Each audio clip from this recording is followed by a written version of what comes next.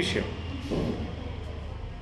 ఆ బేసిక్ విషయాన్ని CPM party మహాసభలో పోయిన మహాసభలో అంతకుముందు మహాసభలో సీరియస్గా చర్చించి ఇది మనం చేసిన పెద్ద తప్పు.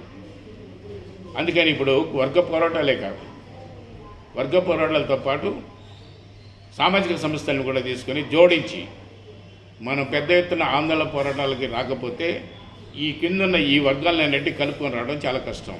ఇందులో నుంచి నాయకత్వం కార్యకర్తలు తయారు కావడం కూడా కష్టం. పోరాటాల నుంచి రావాలి, ఎవడొచ్చినా నాయకుడు పోరాటాల నుంచి రావాలి. పోరాటాల సందర్భనే సంబంధాలు వస్తాయి, పోరాటాల సందర్భనే కార్యకర్తలు వస్తారు. వాళ్ళ పనిలో పెడితేనే ఆ పనిలో వాళ్ళు రాటు తేలుతారు. ఆ రకంగా నాయకత్వం పెరగడానికి అవకాశం ఉంది. కానీ ఇది చేయకుండా మనం చేయలేమని ఆత్మవిమర్శ చేసుకుంది సిపిఎం పార్టీ. దానికోసం పనిచేయాలని ప్రయత్నం చేశారు. అందుకని మీరు చెప్పారే మొదటి నుంచి ఐళ్ళే ఉన్నారు తప్ప వీళ్ళని ఎవరిని పైకి రాకపోవడానికి కారణం ఇది. ఇప్పుడు జాన్వేసులు లాంటి వాళ్ళు ఒకళ్ళు ఇప్పుడు ఖమ్మం జిల్లాలో నేను ఈ స్థాయిలో ఉన్నానంటే ఈ కుటుంబానికి సంబంధించిన వాళ్ళు ఎంతమంది ఉన్నారో చూపించే స్థాయిలో సోమయ్య ఉండొచ్చు, ఏలు పెట్టి ఒక్కళ్ళిద్దరు. కారణం ఏంటి? వీళ్ళు తోసుకొని ముందుకు ఎవరితో సంబంధం లేకుండా నెట్టుకొని వచ్చారు కాబట్టి, ప్రజల్లో పోయి పనిచేశారు కాబట్టి వచ్చింది.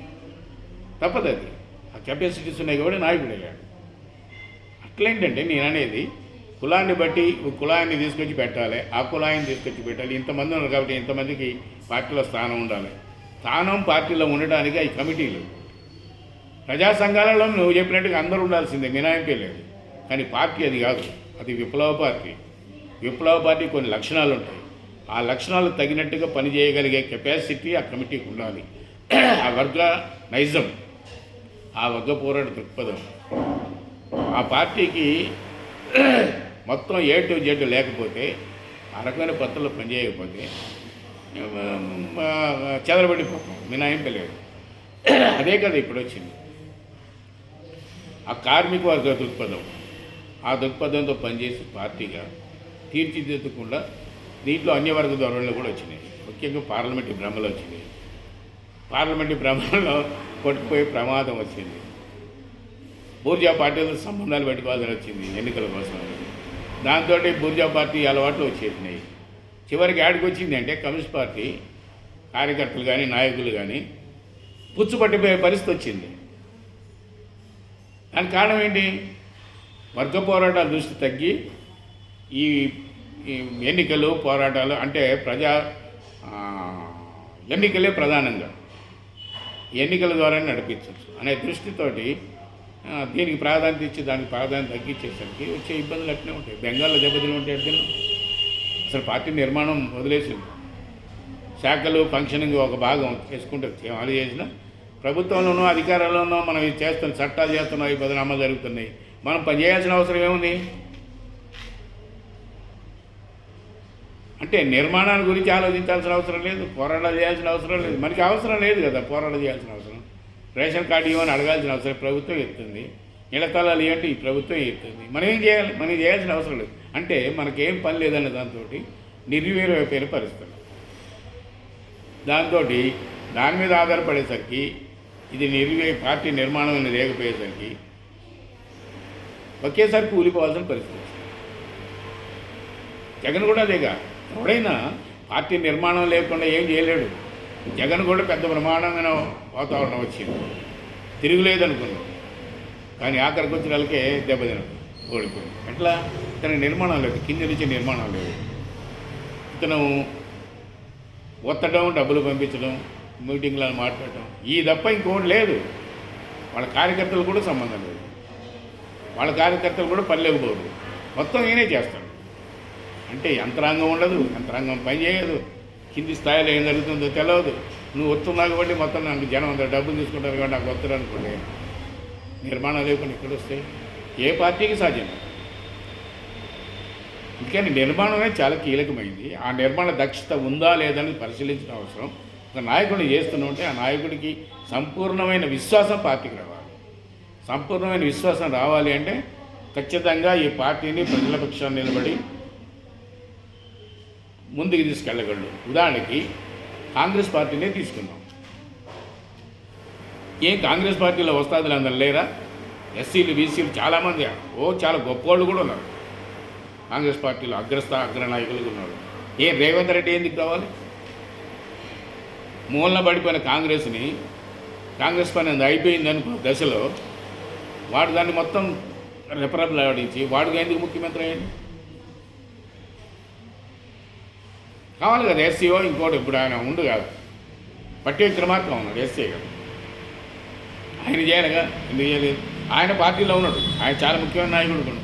కానీ కాంగ్రెస్ పార్టీ కోమాలోకి వెళ్ళిపోతుంటే ఆయన చేయగలిగింది ఏం లేదు, చేయలేకపోయిండు. పార్టీకి ఉత్తేజం వచ్చింది, జవసత్తాలు పెరిగింది.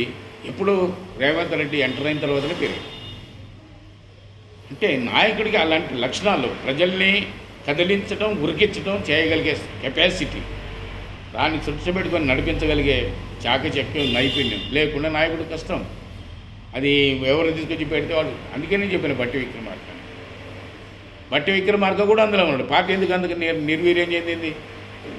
మరి ఆయన నాయకుడు ఫ్లోర్ లీడర్గా ఉన్నాడు కదా, రాష్ట్రంలో మంచి గుర్తింపు కలిగిన నాయకుడిగానే ఉండు కదా కాంగ్రెస్కి. ఎందుకు ఆ పరిస్థితి వచ్చింది అంటే అది కులమో వర్గం సమస్య కాదు. అక్కడ మొత్తం యూనిఫై చేసి ఉద్యమాన్ని నడిపించగలిగే దమ్ము, ధైర్యం అవసరం. ఆ డాషింగ్ నేచర్ అవసరం. అది ఉన్నవాడు ఖచ్చితంగా ముందుకెళ్ళిపోతాడు. ఏ పార్టీ అయినా చూడండి మీరు, నాయకుడిని నిర్ణయించడంలో నాయకులు ఎమాయమీలు ఉంటారు. ఎమాయమీలు ఉన్నా అట్లా అనుకుంటే నెహ్రూగా ఎందుకు రావాలి? చాలామంది దెమ్ కావస్తున్నారు. అక్కడున్న అప్పుడున్న పరిస్థితుల్లో నెహ్రూ తప్ప ఇంకోడైనా కుదరదు. ఆ పరిస్థితులు ఆయన వచ్చాయి. తర్వాత ఆ కుటుంబం కంటిన్యూ అవుతూ వచ్చింది. తర్వాత ఏమైంది, లాల్ బహదూర్ శాస్త్రి వచ్చాడు. తర్వాత మళ్ళీ మన్మోహన్ సింగ్ వచ్చాడు. అంటే వాళ్ళకున్న కెపాసిటీస్ని బట్టి తప్పనిసరిగా వస్తారు. ముఖ్యమంత్రి మరి దళితులు తీసుకుపోయి పెట్టాలంటే సిపిఎం పార్టీ కూడా దళితులు పెట్టచ్చు కదా బెంగాల్లో అన్ని సంవత్సరాలు. ఆ దళిత కుటుంబానికి సంబంధించిన నాయకుడిని పార్టీ తయారు కాలేదు. అది పార్టీ తయారు చేయలేదా, లేకపోతే వాళ్ళు తయారు కాలేపరా, అదొక భాగం. కానీ జ్యోతి వాళ్ళని మీరు వాళ్ళ బిదాక రాలేదా, మీరు వాళ్ళని తయారు చేయలేదా? నేను చెప్పిన ఇందాకనే కమ్యూనిస్ట్ పార్టీ ఆ పని చేయలేదని చెప్పినగా నేను. చేయడానికి సామాజిక సమస్యలు తీసుకొని వాళ్ళ సమస్యలు, ఇబ్బందులు తీసుకొని వాటి మీద కూడా స్ట్రగుల్ చేయకుండా వాటితో రావడానికి అవకాశం. అందులో నుంచి కార్యకర్తలు ఎట్లా వస్తారు? వాళ్ళకి సంబంధించిన ఉద్యమంలో వాళ్ళని ఇన్వాల్వ్ చేస్తున్న వాళ్ళ నాయకులకు తయారు. ఒకటి బీసీఎస్సీలు అయితే మీకు పార్టీ దూరంగా ఉన్నారు. బీసీఎస్సీ పాయింట్, బీసీఎస్సీలు 100% ఉన్నారు. వాళ్ళు రాష్ట్రంలో దేశంలో మీకు దూరంగా ఉన్నారు. బలహీనపడడానికి అదే ప్రధాన కారణం కాదు. అసలు క్వశ్చన్ అదే కాదు. అసలు క్వశ్చన్ నేను చెప్పి వర్గ దృక్పథం, సమాజం ఎస్సీలు వీళ్ళు ఎక్కడ ఉన్నారండి? ఎక్కడున్నారు? ఎక్కడున్నారు? అందరూ ఒక చోట. కూలీలు అన్నారు, రైతులలో ఉన్నారు, అన్ని చోట్ల ఉన్నారు కదా. అవి పక్కన పెట్టండి. నేను అనేది అది. నేను అనే పాయింట్ ఏంటంటే బీసీలు కానీ, ఎస్సీలు కానీ, ఎస్టీలు కానీ వీళ్ళకున్న సామాజికంగా ఉన్న సమస్యలు ఏమిటి, ఆర్థికంగా ఉన్న వీళ్ళకి ఇబ్బందులు ఏమిటి, ఈ సమస్యల మీద ఎట్లా పోరాడాలనే దృష్టిని కమ్యూనిస్ట్ పార్టీ మర్చిపోయిందని చెప్పాను కదా ఇందాక. అట్లా తీసుకొని దాంట్లో కాదు, అది ఇది కలిపి నడిపితేనే అందులో నుంచి కార్యకర్తలు వస్తారు, నాయకులు వస్తారు అని చెప్పాను కదా నేను. దానికి అదే సమాధానం, ఇంకా వేరే లేదు. కమ్యూనిస్ట్ నాయకులు అని చెప్తారు. ఎక్కడో ఉన్న మా ఆర్యాన్ని తీసుకొచ్చి నాయకుడిని కాళ్ళు పెడితే వాడు నాయకుడు అవుతుందా? కాడు కదా. నాయకుడు అంటే ఏంటి? కొన్ని క్వాలిటీస్ ఉండాలి, కొన్ని అర్హతలు ఉండాలి. అదే మీ పార్టీ పెట్టి 1964 నుంచి 2025కి వచ్చి 65 ఏళ్ళు అవుతుంది మీ పార్టీ పెట్టి. అట్టడుగు వర్గాలు ఎందుకు దూరం అయ్యారంట? అదే చెప్పేది. నేను అర్థం కావడం. మళ్ళీ ఒక ప్రశ్న వేస్తావు. అసలు వాళ్ళ గురించి పట్టించుకోలేదు communist party. Okay, done. Next అదే కారణం, వేరే ఏం లేదు కదా. అది సిపిఎం పార్టీ ఆత్మహత్య చేసుకుందని కూడా చెప్పాను కదా నేను. అందులో దాపరికి ఏముంది మాకు. అందుకేనేంటంటే ఇక్కడ మనం గమనించాల్సింది, జాన్ వెస్లీ నిర్ణయించింది కాబట్టి ప్రమాణం, ఆయన కాకుండా వేరే పడితే కాదు అనుకోవడం కాదు ఇక్కడ. రేపు జాన్ వెస్లీ ఈ బాధ్యతలలో నిర్వహించగలుగుతాడా లేదా, శక్తి సామర్థ్యాలు ఉన్నాయా లేవా అనేది ఎప్పుడు తేలుతుంది? ప్రజా ఉద్యమాలు నిర్వహించడంలో, గతంలో తమ్మినేని బదులుగా దూసుకొని వెళ్ళిపోవడంలో అట్లా ఉండడా లేదా దాన్ని బట్టి నిర్ణయం అవుతుంది. ఇప్పుడున్న పార్టీని పెంచుతుండా లేదా, కొత్త సమస్యలు తీసుకొని డాషింగ్ పోరాటాలకు పోరాటం రూపొందిస్తుందా లేదా అని రావడం కాదు. నాయకుడు వస్తే సరిపోదు కదా.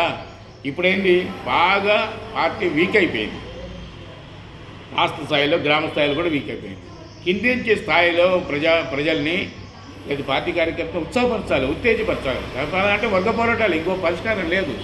ఆ పోరాటాలు ఇవ్వగలిగే శక్తి ఆయనకు ఉందా లేదా, ఇస్తుండా లేడా, కమిటీని ఆ డైరెక్షన్ నడుపుతుండా లేదా, నడిపితే కరెక్ట్గా నడుపుతుండా లేదా, దానివల్ల వచ్చే ఫలితాలు ఏంటి, గతంలో ఉన్న తగ్గట్టు ఏమైనా పెరిగినా లేవా, ఇవన్నీ బేరీ చేసుకుంటుంది పార్టీ.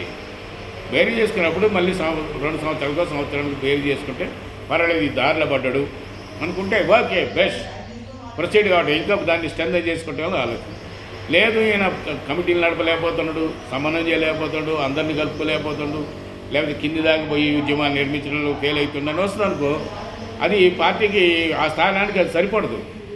జ్ఞానవేశ్వరుని మార్చుకోవటం, ఇంకోటి మార్చుకోవటం, ఎవరైనా మార్చుకోవడం పార్టీ.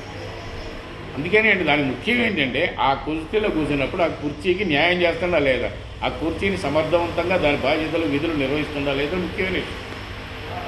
అది వచ్చినప్పుడు జ్ఞానవేశ్వరి బ్రహ్మాండం అని అప్పుడు మనం రిజల్ట్ వస్తుంది అనుకో, నువ్వంటాం కదా ప్రజలే జ్ఞానవేశ్వరికి బ్రహ్మరథం పడతారు. అందులో ప్రజలు ఏం చూడరు, ఎస్సీ బీసీ అని చూడరు, ప్రజలకు అయ్యేనా అవసరం. వాళ్ళ గురించి ఎవడు ఆలోచిస్తుండు, ఆలోచించే నాయకుడు ఎలాంటి వాడు, ఇది ఆలోచన.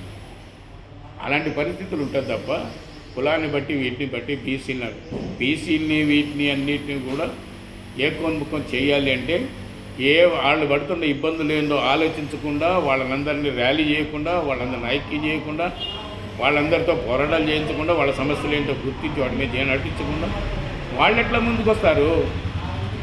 అసలు ఆలోచించమే అలాంటి ఆలోచన లేకుండా పోయిన తర్వాత కమ్యూనిస్టులకి అట్లా వీకే కావాల్సి వచ్చింది, బలహీన పడిపోవాల్సి వచ్చింది. చివరికి అంబేద్కర్ను కూడా ఈ మధ్యకాలంలో అంబేద్కర్ గురించి ప్రాధాన్యత ఇవ్వాలని నిర్ణయానికి వచ్చింది తప్ప అంతకుముందు అంబేద్కర్ చెప్పేవాళ్ళు జనరల్గా చెప్పేవాళ్ళు, వ్యతిరేకత లేదు. కానీ అంబేద్కర్ అనే దాన్ని అమలు జరపాలి, ఆ ఆలోచనలని పరిగణలోకి తీసుకోవాలి, అమలు జరపాలని ఎప్పుడు వచ్చింది.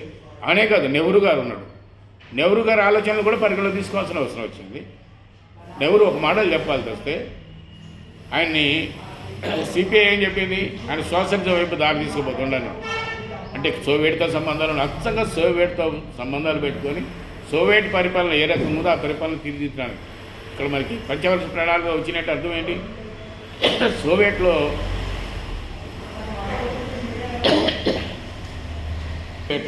ఏ సిస్టమ్ అయితే ఉందో ఆ సిస్టమ్ ఇక్కడ అడాప్ట్ చేయాలి. భారీ పరిశ్రమ ఎక్కడ భారీ పరిశ్రమ అక్కడి నుంచే చూసి భారీ పరిశ్రమలకు వాళ్ళు సహకరిస్తారు. భారీ పరిశ్రమ. రెండోది ప్రైవేటు రంగం, ప్రభుత్వ రంగం, ఈ రెండు. ప్రైవేటు రంగం, ప్రభుత్వ రంగం అక్కడ కూడా అంతే ఉంటాయి. ప్రైవేటు రంగం, ప్రభుత్వ రంగం వాటిని దృష్టి పెట్టుకుని పెట్టి ఇట్లాగే ఆయన ఉపన్యాసాలు విన్న వాళ్ళు, కమిషన్లు అయిన వాళ్ళు చాలా పెద్ద పెద్ద నాయకులు అయ్యారు, పెద్ద నాయకులు కూడా అయ్యారు. అందుకని వాటిని అన్నిటి దృష్టి పెట్టుకుని ఏంటంటే మనం ఎప్పుడూ కూడా నడిపించవచ్చా, మనం ఎప్పుడు కూడా ఇలాంటి స్థితిలో మనం ఉండాల్సిన అవసరం ఉంది. ఈ దృక్పథంతో ఉండాలి. అంటే నేను చెప్పదలుచుకుంది ఏంటంటే ఒక మాటలు చెప్పాల్సి ఎవరం ఆలోచించినా ఒక కుటుంబానికి పెద్దగా నిర్ణయాలతో వచ్చినా హరిజనులు కానీ గిరిజనులు కానీ ఏ కుటుంబంలో అయినా సరే, ఏ తరగతుల్లో సరే కుటుంబ పెద్దగా నిర్ణయించాల్సి వస్తే ఆ నిర్ణయించేవాళ్ళు ఉన్న నలుగురిలో పెద్దోడు చూసి పెద్దోడు చేద్దామని ఉండదు ఎక్కడ. అందులో ఎవడు సమర్థులైతే వాడికే బాధ్యత చెప్తారు.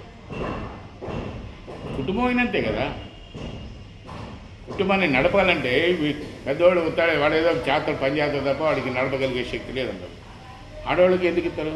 ఆడవాళ్ళు కూడా సామర్థ్యం ఉన్న వాళ్ళకే పెత్తనం వస్తుంది, లేకపోతే అందరికీ రాదు. కొంతమందిని పనికి రాని వాళ్ళు చూస్తారు, కొంతమందిని మంచి చలాగ్గా ఉన్న వాళ్ళని చూస్తారు. ఎందుకు ఇస్తారు? ఇంకేనేంటంటే ఆ పని చేయగలుగుతారా లేదనేది ముఖ్యం తప్ప ఆ పని చేసేది ఎవరు అనేది ముఖ్యం కాదు. కమ్యూనిస్ట్ పార్టీకి మాత్రం అది ఖచ్చితంగా అది గీటురాయి. నాయకత్వ స్థానంలో ఏ కులం వాడు ఏ మతం ఉందనే సమస్య కాదు. అందులో ఉన్నవాడు పార్టీని ఏ పద్ధతుల్లో అయితే నడపాలో, ఏ దృష్టి అయితే నడపాలో నడపగలుగుతాడో లేదనేది చాలా ముఖ్యమైన విషయం. అలాంటి దూరదృష్టితోటే, అలాంటి దృక్పథంతో జాన్ వెస్లీని నిర్ణయించింది. రేపు జాన్ వెస్లీ కాకుండా ఇంకోళ్ళు రావచ్చు. జాన్ వెస్లీ దాన్ని న్యాయం చేయగలిగితే జాన్ వెస్లీ కంటిన్యూ అవుతుంది. జాన్ వెస్లీ కాడనుకో వేరే వాళ్ళు వస్తారు. ఎందుకంటే ఆ కుర్చీ ప్రయోజనాన్ని కాపాడటం అనేది ముఖ్యమైన విషయం. ఆ కుర్చీ చెప్పిన పనులు చేయాల్సిందనేది ముఖ్యం. ఆ బాధ్యతని నిర్వహించగలిగే పరిస్థితి ఉండడం అనేది ముఖ్యం. ఆ బాధ్యతలు నిర్వహించలేని పరిస్థితుల్ని నేను పెట్టుకునే సంపరపడే పరిస్థితి కమ్యూనిస్ట్ పార్టీకి ఉండదు. కమ్యూనిస్ట్ పార్టీ దృక్పథం మాత్రం స్పష్టంగా ఇందాక నేను చెప్పినట్టుగా ఇప్పుడు చెప్పినట్టుగా వర్గ దృక్పథం ఉండాలి, వర్గ ఐక్యత నిర్మించగలిగే స్థితి ఉండాలి. అట్లాగే ఆ పార్టీని మొత్తం యూనిఫై చేసేటట్టు ఉండాలి, ప్రజా ఉద్యమాలు నిర్మించేటట్టు ఉండాలి, వర్గాల్ని మొత్తం ఐక్యం చేసేటట్టు ఉండాలి. అట్లాగే మన సామాజిక వర్గాల యొక్క సమస్యలు తీసుకొని సమస్యల్ని మీద పోరాటాలు చేయాలి, అందులో వాళ్ళని ఇన్వాల్వ్ చేయాలి, అది ఇది కలిపి జోడించి మొత్తం కూడా ముందుకు నడపాలి. ఇది కమ్యూనిస్ట్ పార్టీ చేయాల్సిన పని. భవిష్యత్తులో ఈ పని తప్పనిసరిగా చేస్తుంది. ఆ పని ప్రారంభం చేయడమే కాకుండా ముందుకు తీసుకోవడానికి అవకాశాలు ఉన్నాయి. దాంతో సిపిఎం పార్టీ మళ్ళీ ముందుకు పోయే అవకాశాలు ఉన్నాయని ఈ సందర్భంగా చెప్పవచ్చు. సిపిఎం పార్టీ మీది, మీ సిపిఎం పార్టీ ముందుకు పోతుంది అంటారు. కమ్యూనిస్ట్ పార్టీ ఒక మాటలు చెప్పాలి. చెప్పండి, మీరనే వర్గ దృక్పథం. అసలు వర్గం అంటే ఏంటి అనేది ముందు చూస్తే, వర్గం అనేది తన ఆర్థిక పరిస్థితిని బట్టి, చేసే పనిని బట్టి వర్గం అనేది నిర్ణయించబడుతుంది. అంటే చూసినప్పుడు వందల ఎకరాలు ఉండి, అంటే 50 ఎకరాలకు పైన ఉండి, 100 ఎకరాలు ఉండి వ్యవసాయం చేయడు, ఏం చేయడు, ఇప్పుడు అన్ని ఎకరాలు లేవులేండి. నారాయణ బుక్ జీవిస్తారు వచ్చే. ఇప్పుడు అసలు అన్ని ఎకరాలు ఎవరుకున్నాయి, భూస్వాములకు కూడా లేవు. 50-70 రాజకీయాలు చెప్తున్నారు. అంటే ఎవరు ధనిక రైతు అంటే ఎవరు, మధ్యతరగతిలో ఎవరు? ఈ ధనిక రైతుల భూస్వాముల వాటిల్లో అన్ని కులాల వాళ్ళు ఉంటుంది. మళ్ళీ అది కులాలు అనేవి సామాజిక వర్గాలు అన్నింటిలో ఉంటారు. భూస్వాములలో ఉన్నోళ్ళు ఉన్నారు. లేదులేండి, స్టాటిక్స్ ప్రకారం బీసీ ఎస్సీలలో 10% కూడా లేరు. నేను అనేది మధ్యతరగతిలో ఉన్నారు. 70-80% ఉన్న ప్రజల్లో మళ్ళీ అంటే మాట్లాడుతావు నువ్వు. నేను చెప్పేది అర్థం చేసుకోవటాలి. మీరు అనే పాయింట్ ఏంటంటే, మీరు మాట్లాడితే భూస్వాములు అంటారు. భూస్వామ్య కుటుంబంలో అదే లేరా? లిమిటెడ్ ఉన్నారు అంతమంది బీసీ ఎస్సీ ఎస్టీ. మధ్యతరగతి లేరా? మధ్యతరగతి దిగువ మధ్యతరగతిలోనే ఉన్నారు. ఉండదు, 4 ఉండొచ్చు, 10 మంది ఉండొచ్చు, 20 మంది ఏమైనా ఉండొచ్చు, అది వేరే విషయం. కానీ అన్ని కులాలు, అన్ని మతాలు అన్నీ కూడా ఈ వర్గాల్లో ఉంటాయి. ధనిక వర్గంలో ఉంటాయి, అట్లాగే పేద రైతులలో ఉంటారు, వ్యవసాయ కూలీలలో ఉంటారు, కార్మిక వర్గంలో ఉంటారు, అన్నిట్లలో ఉంటారు. కాకపోతే ఏంటంటే వ్యవసాయ కార్మిక వర్గం, పేద రైతు కానించి మొదలు పెడితే కార్మిక వర్గంలో ఈ సంఖ్య చాలా ఎక్కువ ఉంటుంది. అట్లా మనం చూడాలి. అందుకనే వర్గం వేరు, కులం వేరు పాయింట్ కాదు. వర్గంలో కులాలు ఉన్నాయి. వర్గం కోసం ఆలోచించడం, వర్గం అంటే కూలి పెరగాలి, రేటు పెరగాలి, అవి పెరగాలి అని ఆలోచించడమే కాదు. వాడు తన్నుతున్నారు, బుద్ధుతన్ను, వాడి గురించి పట్టించుకోవడం అయ్యా నీ బాధ్యత కాళ్ళు మొక్కుతాను మాట్లాడే పరిస్థితులు ఉన్నాయి. ఏంటి వీటి గురించి ఆలోచించాలి, వీటికి వాటిని వ్యతిరేకంగా పోరాటం చేయాలని ఈ ఆలోచించాలి, ఇది అది కలిపి చేయాలని చెప్పేది. ఇదివరకు దీని గురించి ఆలోచించలే. అచ్చంగా భూ పోరాటాలు, కూలి పోరాటాలు అని చేసినాం మనం. అది కాదు, ఇది కూడా చేయాలి. ఇది చేస్తే కులాలైతే వర్గాలైతే అన్నీ కలిసి వస్తాయి. ఇందులో కులం వర్గం 2 కలిసిపోతాయి. దాంతో మన పరిష్కారం అయింది. అది చెప్పేది కమ్యూనిస్ట్ పార్టీలో కాన్సెప్ట్ అది. అందుకని వర్గాలు వేరు, కులం వేరు కాదు. వర్గంలో కులాలు ఉన్నాయి, కులాలలో వర్గం ఉంది. 2 విడదీయరాని. గిరిజనులు తర్వాత కాగలి ముందు లేరంటారు. పని ఏంటి? కూలి చేసుకోవడం. కూలి పని అంటే ఏంటి? వ్యవసాయ పని చేసుకోవడం, ఇంకో పని చేసుకోవడం. అందులో లేరా వాళ్ళు? ఎట్లా నువ్వు వాళ్ళని విడదీస్తావు? అది వేరు ఇది వేరు. వీళ్ళు పని చేయరా? పని చేయకుండా సుమారు బదులు వీళ్ళు. అంటే పని అనేది తమ స్థాయిలో ఉంటుంది. అది కార్మిక వర్గం పని కావచ్చు, ఫ్యాక్టరీలో పని కావచ్చు, లేకపోతే గనులలో కార్ఖానాలో పని కావచ్చు, లేకపోతే భూమి మీద పని కావచ్చు, లేకపోతే మన అసంఘటిత కార్మికులుగా బిల్డింగ్ వర్కర్స్ ఈ రకంగా అన్ని రకాల పనులు చేస్తుంటారు. ఏదో ఒక పని చెప్పు. ఈ పనులన్నిటిలో కులాల వాళ్ళు అందరూ ఉంటారు. బ్రాహ్మణ కుటుంబంలో పుట్టినవాడు కూలి చేసేవాళ్ళేడా? మీరు బ్రాహ్మిన్స్ అన్నారు కాబట్టి అడుగుతున్నా. చెప్తున్నా, సైడ్ కాలువలు తీసేవాళ్ళు 199% బీసీ ఎస్సీ ఎస్టీ మైనార్టీలే ఉన్నారు. ఉంటారండి, నేను చెప్పేది అది. బ్రాహ్మిన్స్ మీరు ఎప్పుడు చెప్పుకొచ్చే మీ వామపక్ష పార్టీలు లేవంగలోనే ఆధిపత్య కులాలను ప్రస్తావించారు, పనిచేస్తున్నారు, పేదలు ఉన్నారని. సైడ్ డ్రైన్లు తీసేవాళ్ళు, మున్సిపాలిటీస్ ఇల్లు తీసేవాళ్ళు 199% మంది ఈ బహుజనులే ఉన్నారు. మీరు ఎక్కడైనా మాట్లాడాల్సి వస్తుంది. అదే కదండి, బ్రాహ్మిన్స్ ఎవరు వచ్చి సైడ్ కాలువలు ఇట్లా దేశంలో రామేశ్వరం ఉండే కులాలే చాలా తక్కువ, కుటుంబాలు చాలా తక్కువ ఉంటాయి. పేదరికం గురించి చెప్పేటప్పుడు మళ్ళీ బ్రాహ్మిన్స్ లో ఓసీలో లేరా అని పేదరికం చెప్పారు. బ్రాహ్మణులు చెప్పుల షాప్ పెట్టిన వాళ్ళు బ్రాహ్మణులు లేరా? చూపించారా నీకు? చెప్పుల షాప్ పెట్టిన బ్రాహ్మణులు లేరా? బస్తాలు మోసేటోళ్ళు, హమాలీ పని చేసేటోళ్ళు ఎంతమంది ఉన్నారు, సుతారు పని చేసేటోళ్ళు ఎంతున్నారు, సైడ్ కాలువలు తీసుకుంటారు, స్కావెంజర్లు ఎంతమంది, సుతారు పని చేసిన కమ్మలేరా, రెడ్డి లేరా? అది ఎంత పర్సెంటేజ్ ఉన్నారు? ఎంత పర్సెంటేజ్ అంటే ఏదైతే కులాలు ఉన్నాయా లేవా? ఆర్థిక స్తోమతను బట్టి వాడికి గట్టి గుడ్డనేమో మనుగాడుకుంటాడు, గట్టికి లేకపోతే కూలికి పోతాడు. అందుకే నేను చెప్పేది యూనివర్సల్గా చూసినప్పుడు, మొత్తంగా చూసినప్పుడు ఏ కులం వాడైనా పని చేయకుండా ఉండేవాడు లేడు. అది పని ఏ పని చేసుకోవడం అనేది చేస్తామో కామన్లే, పని చేసుకోవాల్సిందే మరి అదే మరి దాన్ని ఎవరు పని చేసుకునే ప్రతి వాడు వర్గానికి సంబంధించినవాడు. కూలి పని చేసేవాడు వ్యవసాయ కూలి అవుతాడు, ఫ్యాక్టరీలో పనిచేసేవాడు కార్మికుడు అవుతాడు. అది కమ్మ రెడ్డి మొత్తం అందరూ ఉంటారు అందులో. అట్లా అనుకుంటే ఇప్పుడు నువ్వు కేటీపీ చేసుకో, ప్రజలు ఎంతమంది ఉంటారో ఉద్యోగులు, హయ్యర్ స్థాయిలో ఉన్నవాళ్ళు కూడా ఉన్నారు. పోయి చూడు, కనీసం 50-60 మంది దొరుకుతారు మనకి. నేను చెప్పేది మినిమం. మీరు ఒక ప్రాజెక్టు ఒక ఫ్యాక్టరీ అందుకేనండి చెప్తున్నారు. మేము దేశవ్యాప్తంగా రజకులు ఎంత డెవలప్ చెందారంటే 190% వెనకబడి ఉన్నారు. మీరు ఎక్కడ డెవలప్ అయిన సార్ ఒక ప్యాకేజ్ చెప్తే ఎట్లా ఒక ప్యాకేజ్ ప్యాకేజ్ కాదు, మీరే దాని వరకు అటు చూస్తారు. నేను చెప్పేది అది కాదు. ఒక పని ఉందంటే ఆ పనిలో అన్ని కులాలు ఇన్వాల్వ్ అవుతున్నాయి. అది ఒక కులం వాడు 50 మంది కావచ్చు, ఇంకొక కులం వాడు 10 మంది కావచ్చు, ఇంకొక కులం వాడు 2 కావచ్చు. కానీ ఇన్వాల్వ్ కాకుండా ఈ కులాలు లేవు. వాడు బతుకుదల కోసం ఖచ్చితంగా పనిచేసుకోవాలి. అది ఎవరైనా పని చేసినప్పుడు వాడు ఖచ్చితంగా ఏదో వర్గానికి సంబంధించిన వాడే ఉంటాడు. కూలీ సంబంధించిన వాడైతే కూలీ వర్గం ఉంటాడు, వ్యవసాయ కూలీ అవుతాడు, కార్మిక ఫ్యాక్టరీలో పనిచేస్తాడు కార్మికుడు అవుతాడు, మధ్యతరగతి అయితే ఉద్యోగం చేస్తుంటే మధ్యతరగతి అవుతాడు. ఏదో కులం, ఆ కులానికి సంబంధించిన వాడు ఎవడో ఒకడు ఖచ్చితంగా ఏదో వర్గానికి సంబంధించి ఉంటాడు. మినహాయింపే లేదు. అందుకని వర్గం వేరు కులం వేరు లేదు. వర్గము కులము రెండు కలిసే ఉంటాయి. కానీ వర్గ సమస్యలు వేరు, కుల సమస్యలు వేరు. ఈ వర్గ సమస్యలు కుల సమస్యలు కలిపి జోడించి చేస్తేనే పరిష్కారం.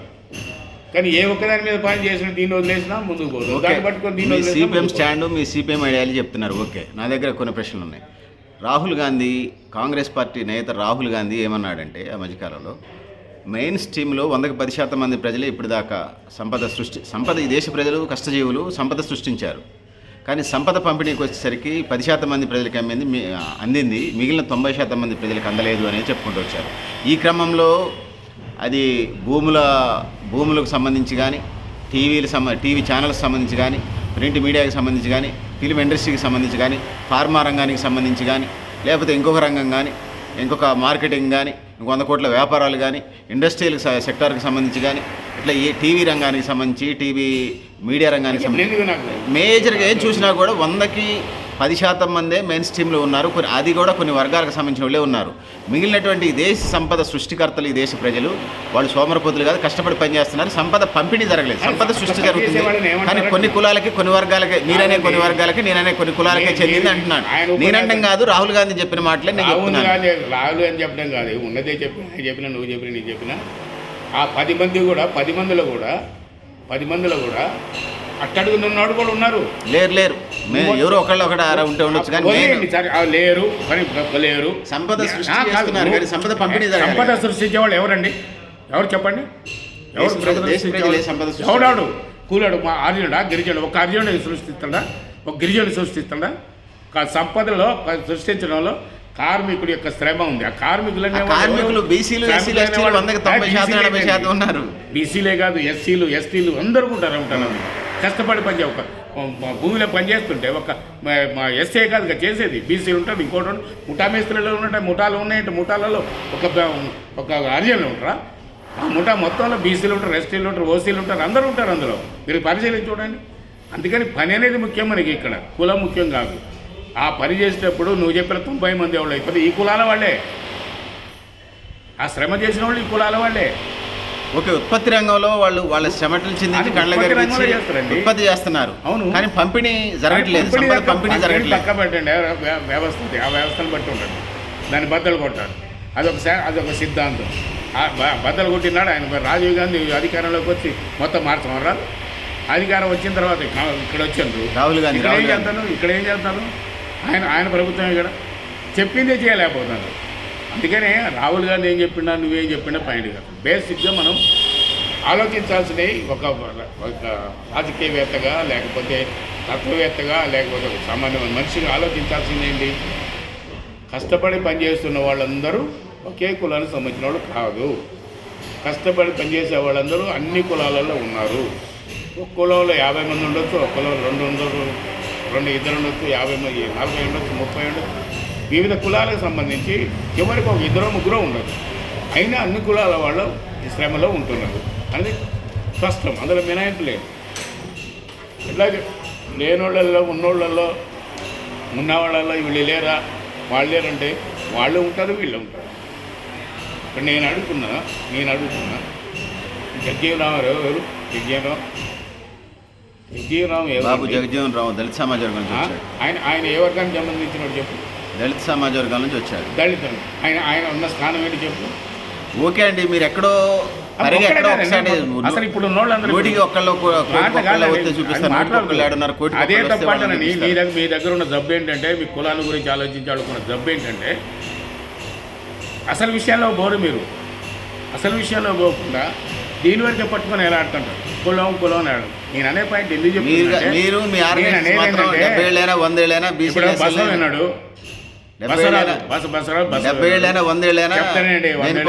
ఇబ్బంది పెడతారు. అది పాయింటే కాదు. మీ ఆలోచన తప్పు ఆలోచన. ఎందుకు చెప్తుందంటే, ఇందాక నేను కేటగిరీగా చెప్పినా మళ్ళీ అదే ప్రశ్నలో పోతారు. అదే పోతున్నారు. అరే కులం వేరు వర్గం వేరు లేదయ్యా. ఆ కులం వాళ్ళు పనిచేసే వాళ్ళందరూ ఇందులో ఉంటారు, కులం వాళ్ళందరూ ఈ పల్లెల్లో ఉంటారు. కానీ మీ శ్రమ చేసే వాళ్ళలో కులాలన్నీ ఉంటాయి. వాళ్ళ సమస్యలు పట్టించుకొని పరిష్కారం అది ఇది కలిపి చేస్తా ఇద్దని నేను చెప్తుంటే, కాదు అందున్నారుగా వాళ్ళు 10 మంది ఉన్నారు, వీళ్ళు 10 మంది ఉండొచ్చు, 20 మంది ఉండొచ్చు, వీళ్ళు 90 మంది ఉండొచ్చు. 90 మంది ఉండడానికి కారణం ఏంటి అని వేరు, వాళ్ళు నలుగురే ఉండడానికి కారణం ఏంటండి. మరి మోడీ గారు ప్రభుత్వ అధికారంలోకి వచ్చి మొత్తం అందరికీ వాళ్ళకే ఇస్తాం డబ్బులన్నీ. మొత్తం వాడు చేయాల్సిన వాడు ఉండకపోతే నువ్వు ఉంటావా? పాయింట్ అది కాదు కదా. కానీ ఈ డబ్బులన్నీ మూలండి, వీటన్నిటికి మూలం ఎవరు? అన్ని కులాల వాళ్ళు. ఇక్కడ శ్రమ నువ్వు బీసీలదే ఈ శ్రమ అని చెప్పగలుగుతావు? చెప్పలేవు. ఎస్సీలదని చెప్తామని చెప్పలేము, ఓసీలని చెప్తామని చెప్పలేము. ఈ శ్రమలో అందరి యొక్క పాత్ర ఉంటుంది. ఆ శ్రమలో వాళ్ళ పాత్ర ఉన్నది కాబట్టి ఉత్పత్తి అవుతుంది కాబట్టి ఆ ఉత్పత్తి మీద పెత్తనం చేసేవాళ్ళు కొంతమంది యాజమాన్య హక్కు వాళ్ళకు ఉంటుంది. కొంతమందికి ఎందుకు ఆ యాజమాన్య హక్కు ఉంటుంది అంటే, ఆ ఫ్యాక్టరీ వాడిది, ఆ ఫ్యాక్టరీని యంత్రాలు పెట్టించింది వాడు. మరి ఫ్యాక్టరీ వాడితే యంత్రాలు వాడు పెట్టించినప్పుడు దాని మీద పనిచేసే మనుషుల్ని పెట్టుకుంటాడు. వాడు ఎందుకు పెట్టిండు ఫ్యాక్టరీని, ఎందుకు యంత్రాలు పెట్టాడు, ఎందుకు ఉత్పత్తి చేస్తుండు అంటే వాడు లాభం కోసం చేస్తుండు. వీడు ఎందుకు పోతుండవు, వీడి పని కోసం వీడు పోతుండు, పని కోసం పోతుండు, ఉత్పత్తి చేస్తుండు. అది మనం ఆలోచించాలి. కానీ అది వదిలిపెట్టేసి మనం బీసీలు ఒకేసారి, ఇప్పుడు ఉదాహరణకి నేనున్నాను, రావణపేట పోతే నన్ను ఆ కులం పేరుతో మాట్లాడటం కానీ లేకపోతే రకం కానీ మాట్లాడతారు. అదే సోమాయన పోతే సోమాయన గురించి వాళ్ళు చెప్తారు ఏమంటే, ఆయన గురించి ఫలానా సాంప్లాడు అబ్బాయి కదా, ఫలానా అబ్బాయి కదా అని మాట్లాడుతున్నారు. అంత మాత్రం చేత నేను ఉన్నత వర్గం అయినట్టు ఆయన లేనోడు అన్నట్టుకుంటే కుదురుద్దా? ఒక్కొక్క రకం ఒకరిని చూస్తుంటారు దృష్టి. అది నేను ఆ కుటుంబానికి సంబంధించిన కాదా. కాకపోతే మనస్తత్వం, ఆయన మనస్తత్వంలో నా మనస్తత్వం ఒకే రకంగా ఉండకపోవచ్చు, తేడాలు అయ్యి ఉండవచ్చు. కానీ వాడిని ఫలానా పేరు చెప్పిండు కాబట్టి వాడు అసలు కులం సాగలైనట్టు. నర్సయ్యకి ఈ పని ఇట్లా చెప్పలేదు, ఇట్లా మాట్లాడినవాడు వాడిని పెద్ద దేవుళ్ళగా లేకపోతే భూస్వామిలాగా చూస్తున్నారు అనుకుంటే వీడికి కూడా కాకుండా పోతే ఇది. అందుకని ఏంటంటే మనం ఎప్పుడైనా ఆలోచించాల్సింది కులాన్ని గురించి. నేను బీసీలో అసలు నువ్వు ఐక్యత తీసుకురాను, నువ్వు ఒక 4 కులాల మధ్య ఐక్యత తీసుకురా, నీకు నేను జేజేలు పలుకుతాను. ఒక కులాన్ని 4 కులాలు అంటే ఎందుకు? కర్ణగొల్ల పిల్లగాళ్ళని ఎర్రగొల్ల వాళ్ళతో పెళ్లి చేయి. దీని మధ్య ఒక కర్ణగొల్ల పిల్లగాడు ఎర్రగొల్ల పిల్లగాడు. అవును సరేలే కానీ మరి కేరళలో నారాయణ గురు గౌడు, పినరాయి విజయన్ గౌడు, మా బీసీలు లేదు, మీ వామపక్ష పార్టీలే లేకపోయా. కేరళలో బీసీలను బట్టి మీకు ఆ పార్టీ మిగిలింది.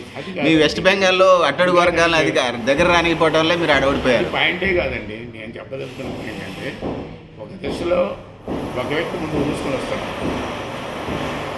ఆడు సాగినంతకాలం సాగుతుంది. నేనున్నాను ఒక 30-40 సంవత్సరాలు ఎదురు లేకుండా తిరిగి లేకుండా నేను ముందుకు వెళ్ళిపోయాను. నేను ఆ స్థానంలో లేదు. ఇప్పుడు ఇంకోటి వస్తాడు, సహజమది, అది చారిత్రక పరిణామం అవుతుంది, ఆ క్రమం అలా ఉంటుంది. అందుకని మనం వదిలిపెట్టాల్సిందే, అన్ని చర్చించాల్సిందే, వదిలిపెట్టకూడదు, ఏది వదిలిపెట్టకూడదు. కానీ కామన్ పాయింట్గా మనం గుర్తుండాల్సింది ఏంటంటే, వర్గం వేరు కాదు, కులం వేరు కాదు, ఈ రెండు ఇంటర్లింక్ కవలలి.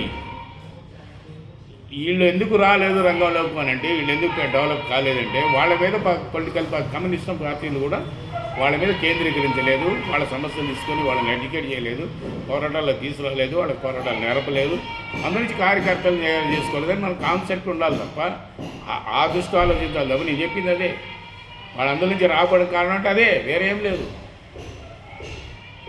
కమ్యూనిస్ట్ పార్టీలు చేసిన తప్పు అక్కడి నుంచి బయటపడలేక నేను అంబేద్కర్ని కూడా చెప్పాను. అంబేద్కర్ గారిని ఆయన యొక్క సోదరులు కానీ, ఆయన చెప్పిన మాటలు కానీ, ఆయన ఆలోచనలు కానీ పరిగణలోకి తీసుకోబడి అదేగా వెనకబడిపోయింది. అక్కడెందుకు అసలు కమ్యూనిస్ట్ పార్టీ